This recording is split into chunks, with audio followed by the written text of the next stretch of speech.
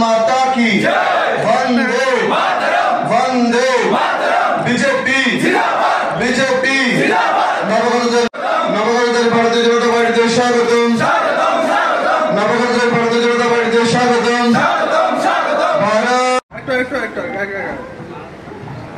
भारत माता की वंदे वंदे नवगठित भारतीय जनता पार्टी स्वागतम इलेक्ट्रनिक मीडिया प्रिंट मीडिया সকলকে আমার ব্যক্তিগত পক্ষ থেকে অভিনন্দন জানাচ্ছি এবং আমি আপনারা জানেন যে সারা ত্রিপুরায় এনএসওয়াই থেকে শুরু করে যুব কংগ্রেস এবং বিভিন্ন যেভাবে লড়াই করেছে এটা আমার বলার কিছু নেই এখানের মধ্যে শুধু একটা গ্রুপিজম চলছে আর ওই দুইটা আছে এখানে কি আছে ওই বর্মন এন্ড কোম্পানি ওনারাই থাকবেন আর কেউ থাকবেন না আজকে থেকে এবং বিশেষ করে আমি ধন্যবাদ জানাচ্ছি অমিত রক্ষিত দাদাকে যিনি আমাকে সবসময় সহযোগিতা করেন রাজনীতিকের বাইরে এখানে সুশান্ত দা আছেন সুশান্ত দাও আমাকে ছোট ভাই আমার বড় ভাই আছে আমি বলবো সুশান্ত দা আমাকে যেভাবে আমাকে দায়িত্ব দেবে আমি একজন কার্যকর্তা হয়ে আমি আগামী দিনে যুব মোর্চা হয়ে ছাত্রদের যুবদের স্বার্থে যে কোনো জায়গায় যে কোনো সমস্যায় আমার কোনো পরতলের দরকার নেই আমি ছাত্রদের হয়ে যুবদের হয়ে আমি লড়াইয়ে কাজ করব ঠিক আছে আরেকটা কথা বলছি কংগ্রেস আর সিপিএম আজকে থেকে দেখবে শুরু হয়ে গেছে সারা ত্রিপুরায় স্তব্ধ হয়ে যাবে ওনারাই থাকবেন কমিউনিস্ট আর সিপিএম আর এই যে কংগ্রেস ওই সুদীপ বর্মন আর ওই আশিস শাহ ওনারাই কংগ্রেস ভবনে বসে থাকবেন আর কিছু জায়গায় যেতে পারবেন না পোস্ট অফিস চৌমুহনী থেকে বেরিয়ে সিটিজেনরা আসতে পারবেন না আপনাদের বলে দিচ্ছি লোক নেই কর্মী নেই কিছু নেই 4 জন আর 5 জন বসে থাকবেন ঠিক আছে ধন্যবাদ ভারতীয় জনতা পার্টির উদ্যোগে এই যে জয়েনিং প্রোগ্রাম অ্যারেঞ্জ করা হলো সেখানে আমি যুব কংগ্রেসের প্রাক্তন একজন কার্যকর্তা ছিলাম আপনারা যারা আমাকে জানেন তারা জেনে থাকবেন আমি আগেও এই ঘরানারই ছিলাম আজকে এই দিনটা ত্রিপুরার ইতিহাসে কতটা গুরুত্বপূর্ণ প্রত্যেক ত্রিপুরাবাসী জানেন আজকে ৩রা মার্চ আজকের দিনে আজ থেকে 6 বছর আগে 2018 সালে ত্রিপুরাবাসী মুক্তির আশ্বাস পেয়েছিলেন দীর্ঘ বাম অপশাসন থেকে তাই ঘুরে ফেরার জন্য আজকের থেকে ভালো দিন আমি আর খুঁজে পাইনি আমি কংগ্রেসে ছিলাম 2022-এর 27 সেপ্টেম্বর আমি রেজিগনেশন দেই কারণ যখন আমি জানতে পারি যে কংগ্রেস আর কংগ্রেস নেই কংগ্রেস থেকে বামগ্রেস হতে যাচ্ছে অর্থাৎ বামেদের সঙ্গে তাদের অ্যালায়েন্স হবে বিধানসভা নির্বাচনে সেটা আমার কখনোই মেনে নেওয়ার মতো অবস্থা হয়নি কারণ ছাত্র আন্দোলন থেকে যখন আমরা প্রথম রাজনীতিতে হাতে করি আমরা বামেদের বিরুদ্ধে লড়েছি লড়তে শিখিয়েছেন যারা তারা যখন সেই বামেদের হাত ধরেছেন সেটা আমাদের কোথাও রাজনৈতিক শিক্ষা আঘাত এসছে তাই আমাদের মতো যারা বামেদের লড়াই সম্মুখীন হয়েছি বামেদের সঙ্গে লড়াই করেছি প্রত্যক্ষ ময়দানে থেকে তারা প্রত্যেকে ঘরে বসেছিলাম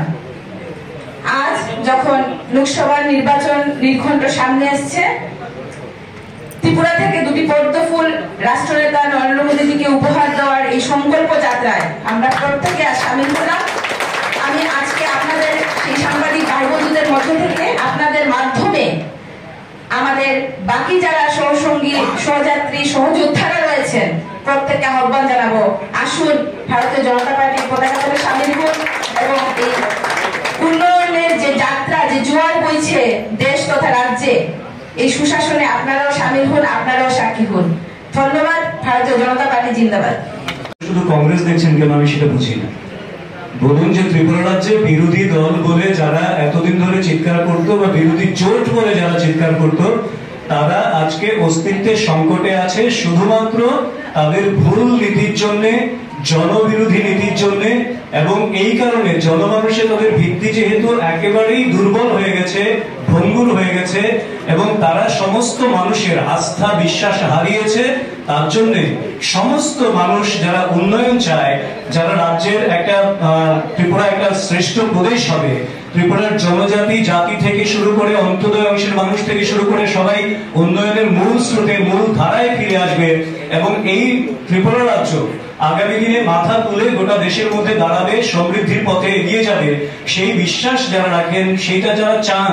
তারা প্রত্যেকেই দলমত নির্বিশেষে ভারতীয় জনতা পার্টিকে সমর্থন দিচ্ছেন, তার পতাকা কাঁধে তুলে দিচ্ছেন। লোকসভা নির্বাচনের নির্ঘণ্ট এখনো ঘোষণা নয়, কিন্তু দেখা গেছে কালকে ভারতীয় জনতা পার্টির তরফ থেকে 195টি সিটের প্রার্থী ঘোষণা, সেই সঙ্গে ত্রিপুরা, পশ্চিম ত্রিপুরা আপনাদের প্রচার কর্মসূচি বা এই যে লোকসভা নির্ঘণ্টের আগে যে আপনাদের প্রার্থীদের তালিকা, তা কতটুকু মজবুত করবে সংগঠনকে শক্তিশালী করতে? দেখুন, প্রার্থী তালিকা ভারতীয় জনতা পার্টির শীর্ষ নেতৃত্ব, রাষ্ট্রীয় নেতৃত্ব করেন, তো ধাপে ধাপে এটা বরাবরই প্রতিটা নির্বাচনে দেখবেন ধাপে ধাপে সময় উপযোগী ভাবেই সেই প্রার্থী তালিকা প্রকাশিত হয় এবং সঠিক লোককে সঠিক কেন্দ্রে, যারা জনমানুষের মধ্যে ভিত্তি যারা রয়েছে এবং যিনি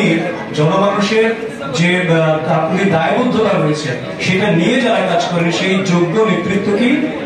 প্রার্থী হিসেবে দাঁড় করান এবং এটা একটা ধারাবাহিক প্রক্রিয়া, ধাপে ধাপে সেটা চলতে থাকবে। গোটা দেশের সঙ্গে ত্রিপুরার একটা ঘোষণা হয়েছে, আরেকটা ঘোষণা হয়ে যাবে সময়ের অপেক্ষা। আমি ছোটবেলা থেকে বাম বিরোধী রাজনীতির সাথে যুক্ত ছিলাম। আমি চেয়েছিলাম মানুষের জন্য কিছু করার জন্য। তার জন্য আমি স্কুল জীবন থেকে এনএসওয়াই দিয়ে স্টার্ট করেছি, যুব কংগ্রেস করেছি, শুধু মানুষের কিছু কাজ করার জন্য। এরপরে যখন দেখতে পারলাম যে বর্তমানে কংগ্রেস যে সিপিএম বিরোধী ছিল, সিপিএম এর সাথে আঘাত করছে, তাহলে কংগ্রেসের ঘর করা যায় না এবং কংগ্রেসের ঘর করে মানুষের উপকার করা যায় না। তার জন্য আমি মোটিভ নিয়ে ত্রিপুরা মথাতে গেলাম এবং মহারাজার দিকে দেখে ওইখানে গিয়েও মানুষের জন্য কিছু করার জন্য চেষ্টা করেছি, কিন্তু আমি দেখলাম যে ওইখানে বাঙালি ফ্রন্ট টিসিএফ নামে একটা খুলেছে, যা নির্বাচনে পার হওয়ার জন্য, নির্বাচনে কিছু বাঙালি ভোট পাওয়ার জন্য। যখন ভোট চলে গেছে, বাঙালিদের কোনো কথা বলে না, ওদের সাথে কোনো কমিউনিকেশন নেই এবং আমাদের রাজবাড়ি অন্দরও ঢুকতে দেওয়া হয় না। তার জন্য আমরা কি করে মানুষের কাছে যাব? যখন আমি আমার অ্যাসেম্বলিতে যাই, বিভিন্ন জায়গায় যাই, তখন দেখি মানুষরা বলছে যে দাদা আমরা তো নির্বাচনে নেমেছি, এখন আমরা কি করব? তখন আমার কাছে কোনো উত্তর থাকে না। তখন আমরা